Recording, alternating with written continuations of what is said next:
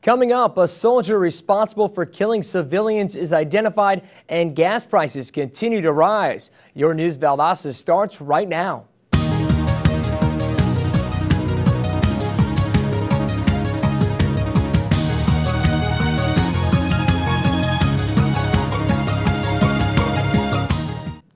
Welcome to News Valdosta. I'm Ed Hooper.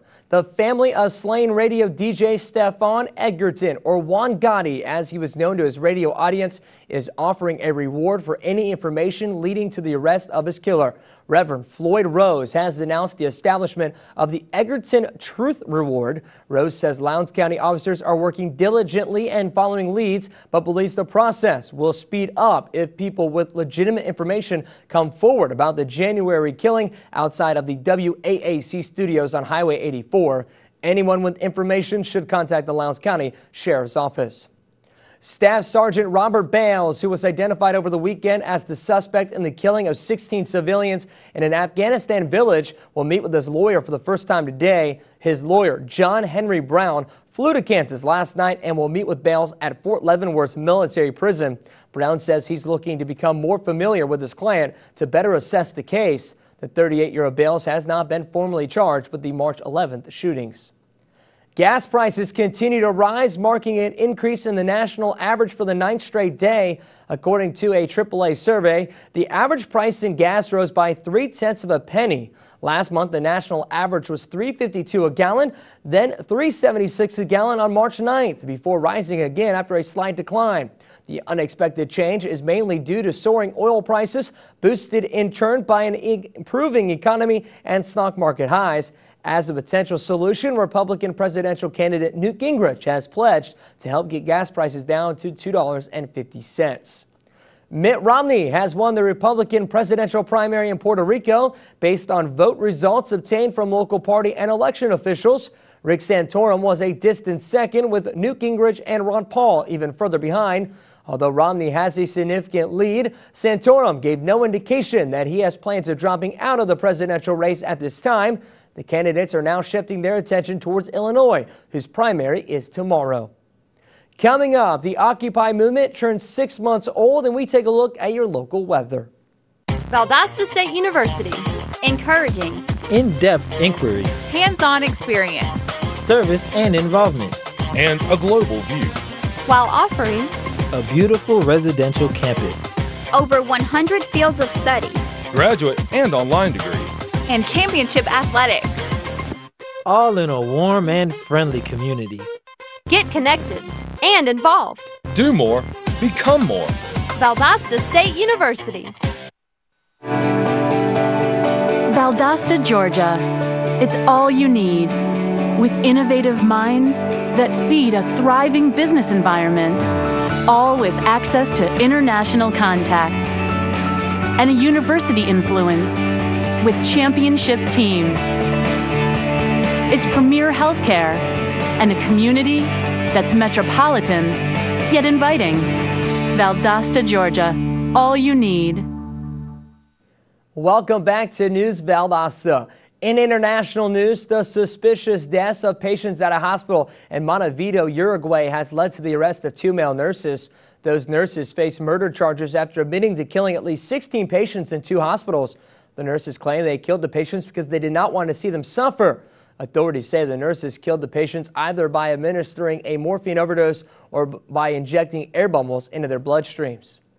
While much of the initial buzz concerning Occupy Wall Street has died down, the movement is still alive. Around 74 arrests were made Sunday in Lower Manhattan as protesters attempted to reclaim Zuccotti Park, the site many occupied during the first 2 months of the movement. Charges include disorderly conduct, trespassing, assault, and resisting arrest. This marked 6 months for the Occupy movement, and while many arrests have been made, there are still those who believe in the cause. An Albany man was jailed over the weekend after colliding with a parked car and injuring a bystander in the process.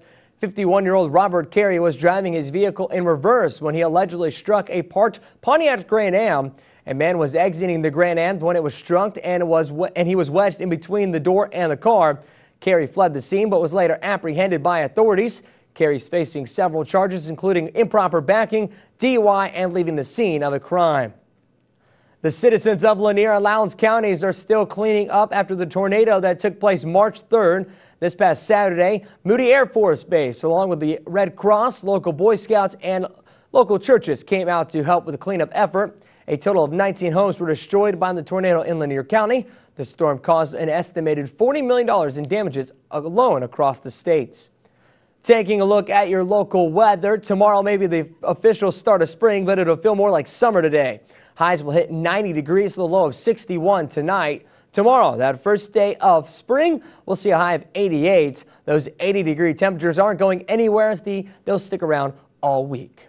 Coming up, the Blazer baseball team wins again while the softball coach makes history, and we take a look at your campus events. I feel like it's all on my shoulders. How am I going to take care of my parents if they develop an eye disease like glaucoma? Glaucoma is the leading cause of blindness in African Americans and Hispanics in the United States. And what about my kids? Will they inherit it? Not to mention my risk factor. I'm really concerned and I need some answers. I'm an ophthalmologist and a scientist supported by AHAF, the American Health Assistance Foundation. We're working to discover breakthrough treatments and a cure for glaucoma. At ahaf.org, we will answer your questions and address your concerns. Learn about glaucoma, its symptoms, risk factors, and treatment options. Also, how to live with or care for someone with the disease. Call 1-800-437-2423 or go to ahaf.org for a free brochure on how eye disease affects all our lives. That's 1-800-437-2423. Welcome back to News Valdosta. I'm Ed Hooper. The Valdosta State baseball team completed a 3-game sweep of Christian Brothers University this weekend, outscoring the Buccaneers 30-4 in the process. The Blazers have now won 8 of their last 10 games and are playing some of their best baseball since 2010. A major reason for the success can be credited to Lowndes County's very own Christian Glisson. Here's reporter Stephen Metzger with more on the Blazers. The Valdosta State Blazers have started their 2012 season with an 8-6 record. Part of their success is due to senior catcher and designated hitter Christian Glisson. Glisson played 2 years at the University of Georgia prior to coming to the Valdosta State University, but he has gained quite the reputation while being here. Most recently, Glisson earned the honor of Gulf South Conference Player of the Week. This came after scoring a run in all 3 of the games against Palm Beach Atlantic. It was great. It's a real big honor, really surprising. I thought I had a pretty good weekend, and I guess it just shows we actually had a pitcher the week after, Stephen Groves. He was the Gulf South Conference pitcher of the week. So we've got some talent here, and we got some definite potential for this year. We've got a lot of good pitching, and we're just kind of banged up right now. I've got a little bit of tendonitis. I'm not catching as much.